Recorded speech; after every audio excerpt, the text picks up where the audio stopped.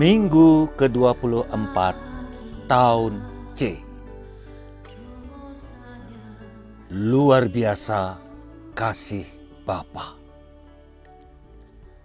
Bapak, Ibu, saudara-saudariku yang terkasih, liturgi hari ini menampilkan Bapa yang penuh belas kasih bagi orang-orang berdosa.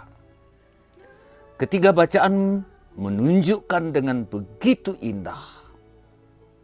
Melalui tiga perumpamaan, Injil menceritakan tentang domba yang hilang, mutiara yang hilang, dan puncaknya anak yang hilang.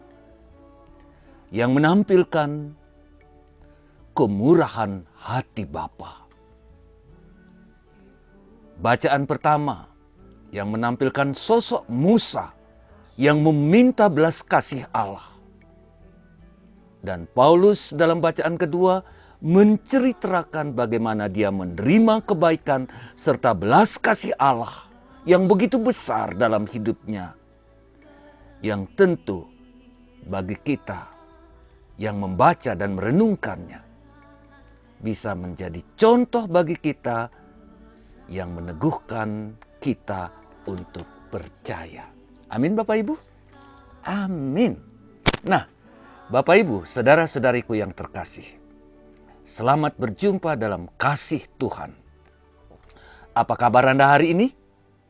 Tentu setiap kita mengalami kebaikan, cinta, dan belas kasih Tuhan yang luar biasa menakjubkan. Yang membuat kita bahagia, penuh sukacita, dan damai, bukan? Puji Tuhan, puji Tuhan. Demikian juga kita yang sedang sakit, tentu juga mengalami kebaikan Tuhan, bukan? Tetaplah percaya, berharap pada Dia yang adalah sumber hidup kita, keselamatan kita, yang mengampuni kita senantiasa. Mari kita membaca firman Tuhan dalam hati dan merenungkannya. Tuhan ingin menyampaikan apa kepada saya? Buka hati pada firman-Nya. Nah, Bapak Ibu, saudara-saudariku yang terkasih, kaum muda dan anak-anak. Baru saja bangsa Israel memperbaharui janji setianya kepada Tuhan. Dan tidak lama kemudian, di padang gurun, mereka sudah lupa akan apa yang mereka janjikan kepada Tuhan. Mereka mulai ingkar janji. Mereka mulai membuat berhala-berhala dan menyembahnya. Mereka membuat lembu emas. Mereka tidak setia lagi.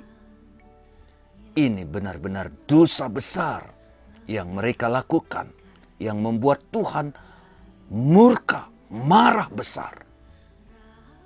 Karena itu Tuhan meminta kepada Musa untuk membinasakan bangsa ini karena tidak setia pada janji.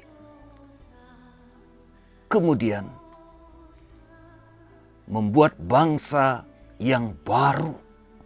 Demikian pesan Tuhan kepada Musa. Musa merasa berat hati. Dia tidak bersedia. Karena itu dia memohon belas kasih Allah. Tuhan, mengapa engkau marah besar? Bukankah engkau pernah berjanji? Dan bukankah engkau telah membebaskan mereka dari Mesir dengan kuasa yang besar? Mengapa engkau ingin membinasakan mereka? Kasihan loh mereka. Kasihan. Musa lalu mengingatkan kembali janji-janji Allah kepada Abraham, Ishak, dan Yakub. Memberi keturunan yang besar, negeri yang makmur. Dan sekarang engkau meminta aku untuk membinasakan bangsa ini.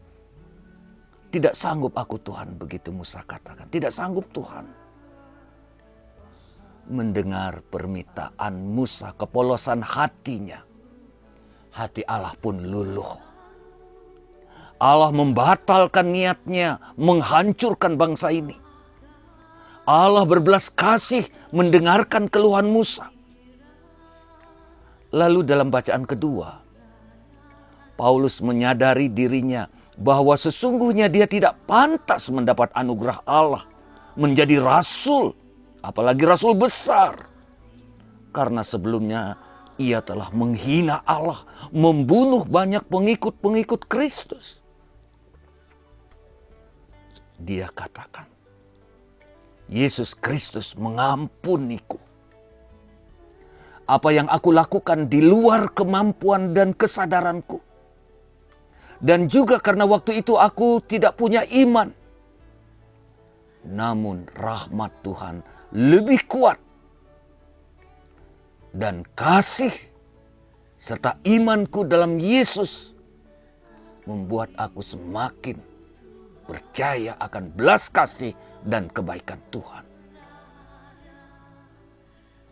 Paulus tegaskan selanjutnya, Yesus datang ke dunia untuk menyelamatkan para pendosa. Dan akulah pendosa pertama dan pendosa yang besar yang telah membinasakan banyak orang-orang Kristiani. Tetapi Allah dalam putranya, Allah dalam diri putranya telah mengampuniku, memaafkanku. Sungguh, aku merasa tidak layak menerima karunia dan anugerah sebesar ini. Dan Bapak Ibu saudara-saudariku yang terkasih, ini juga bisa menjadi contoh bagi kita. Bagaimana kita menerima anugerah yang merubah hidup kita. Nah, sekarang dalam Injil, Yesus sendiri berbicara kepada kita tentang belas kasih Allah yang mengagumkan, yang luar biasa. Dengan 3 perumpamaan Yesus berbicara tentang belas kasih Allah. Seorang gembala yang punya 100 domba, hilang 1, apa yang akan dilakukannya? Dia mencari 1 yang hilang dan meninggalkan yang 99 ekor. Dan begitu menemukan kembali yang hilang, dia penuh kegembiraan, penuh sukacita, dan buat pesta. Begitulah belas kasih Tuhan ketika menemukan kembali 1 orang berdosa yang bertobat. Luar biasa, bukan? Demikian selanjutnya, seorang perempuan yang mempunyai mutiara yang mahal, yang indah, dan hilang. Apa yang dilakukannya? Tentu dengan segala macam usaha, dengan berjuang keras, dia mencari yang hilang. Sampai ketemu. Dan setelah menemukannya, dia undang teman-temannya untuk bergembira, untuk berpesta, untuk merayakan menemukan hal yang mahal, yang hilang, dan kini ditemukan kembali. Dan perumpamaan yang ketiga, anak yang hilang, ini menjadi puncaknya. Anak yang bungsu minta warisan dan pergi ke negeri yang jauh, menghabiskan hartanya berpoya-poya dengan perempuan-perempuan nakal, dengan pelacur. Tentu saja uang cepat habis berapapun banyaknya, bukan? Singkat cerita, hartanya benar-benar habis, bis. Tak punya apa-apa lagi. Dan dia harus makan sisa-sisa makanan yang harus diberikan kepada babi karena tidak ada yang dimakan. Betapa hinanya hidupnya, melarat. Kita lihat sebelumnya. Bapa memberikan harta karena ia ingin memberikan kebebasan kepada anak-anaknya. Kebebasan menjadi malapetaka karena disalahgunakan. Nah, Bapak Ibu, saudara-saudariku yang terkasih, dalam situasi seperti itu, si bungsu ingat betapa dia memiliki segala-galanya di rumah bapaknya. Dia menyesal. Dia mau kembali. Dan dia mau bertobat, mengatakan apa adanya kepada bapaknya. Karena itu dia pulang. Tapi pikir-pikir, apakah aku akan diterima oleh Bapakku karena aku telah menghabiskan, menghina orang tuaku dengan meminta bagianku padahal Bapakku belum mati? Apakah aku akan diampuni karena dosaku yang terlalu menyakitkan ini? Bapak Ibu, itulah yang juga sering terjadi pada diri kita, umat yang mau mengaku dosa. Kita kerap kali ragu-ragu ya. Ragu-ragu apakah Tuhan benar mau mengampuni dosa-dosa kita. Lihat Bapak Ibu, lihat. Lihat apa yang dilakukan bapaknya. Melihat anaknya pulang seperti gembel, kotor, kurus, tak berdaya. Dengan penuh sukacita, ia berlarian menjemput anaknya. Ia yang lari, padahal dia sudah tua, bukan anak yang berlarian. Memang dia tidak marah. Tidak ada kata yang keluar dari mulutnya atau mengumpatnya. Malah dia memeluk, mencium, mengenakan cincin, baju yang terbaru, sepatu yang baru. Dia memerintahkan karyawan-karyawannya sembelih sapi yang gemuk. Lalu mari kita berpesta, pesta besar dengan mengundang sahabat-sahabat kita. Anak yang kukasih, dia hilang, aku kira mati, tapi kini dia hidup kembali. Betapa besar hati Bapa.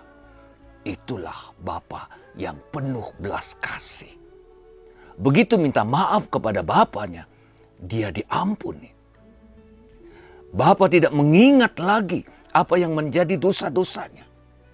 Bapa tulus memberikan pengampunan.